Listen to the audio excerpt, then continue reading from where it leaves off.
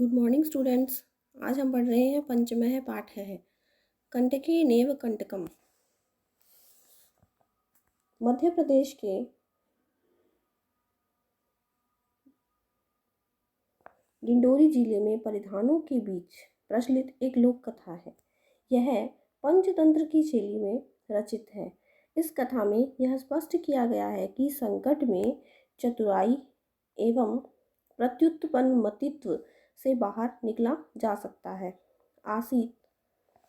आसीत कश्चित चंचलो नाम व्याध है। कोई चंचल नाम का शिकारी, याद है शिकारी, चंचल नाम वाला शिकारी था।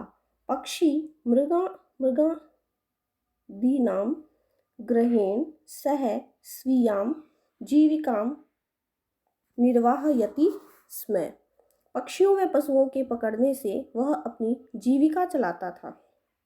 एकदा सह वने जालम विस्तीर्य गृहम आगतवान। एक बार वह जंगल में जाल फैलाकर घर लौट आया। अन्यस्मिन् दिवसे प्रातःकाले यदा चंचलः वनं गतवान् तदा सः दृष्टवान् यत् तेन विस्तारिते जाले दौर्भाग्याद् एकः व्याघ्रः बधः।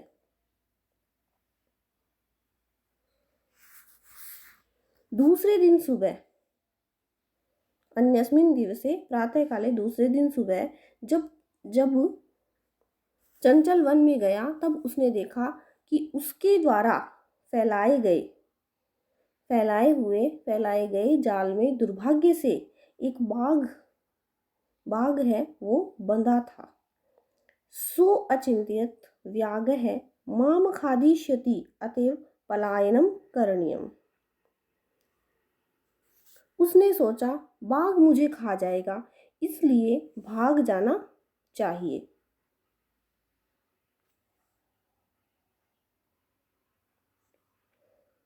व्याघ्रः निवेदयत् भो मानव, जो बाघ है वह निवेदन करता है या उसने निवेदन किया, हे मानव, कल्याणम भवतु ते, तुम्हारा कल्याण हो। यदि त्वं माम मोचिष्यसि तर्हि अहम त्वाम न हनिष्यामि। कि हे मानव, तुम्हारा कल्याण हो, यदि तुम मुझे छोड़ दोगे तो मैं तुम्हें नहीं मारूंगा। तदा सह व्याधः व्याघ्रम जालात् बहिः निरसार्यत। तब उस शिकारी ने बाघ को जाल से बाहर निकाल दिया।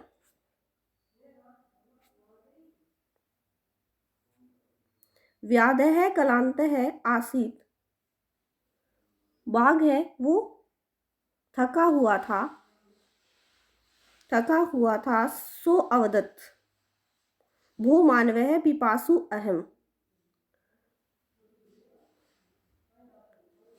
तो उसने क्या कहा कि हे मानव, पिपासु अहम्, हे मानव, मैं प्यासा हूँ। नद्या जालमान्य मम पिपासाम सम्य। मैं क्या हूँ? प्यासा हूँ, इसलिए नदी से जल लाकर मेरी प्यास बुझा दो। व्याध है जल पीत्वा पुनः, व्याध है वो जल पी करके फिर से शिकारी से बोलता है। देखिए क्या बोला? व्याधम अवदत्, बोला समय में पिपासा, मेरी प्यास बुझ गई है। संप्रथम बुभुक्षितो अस्मि, अब मैं भूखा हूँ। ठीक है, इस प्रकार यहाँ तक आप चैप्टर को पढ़ेंगे। आगे का चैप्टर हम कल पढ़ते हैं। Thank you.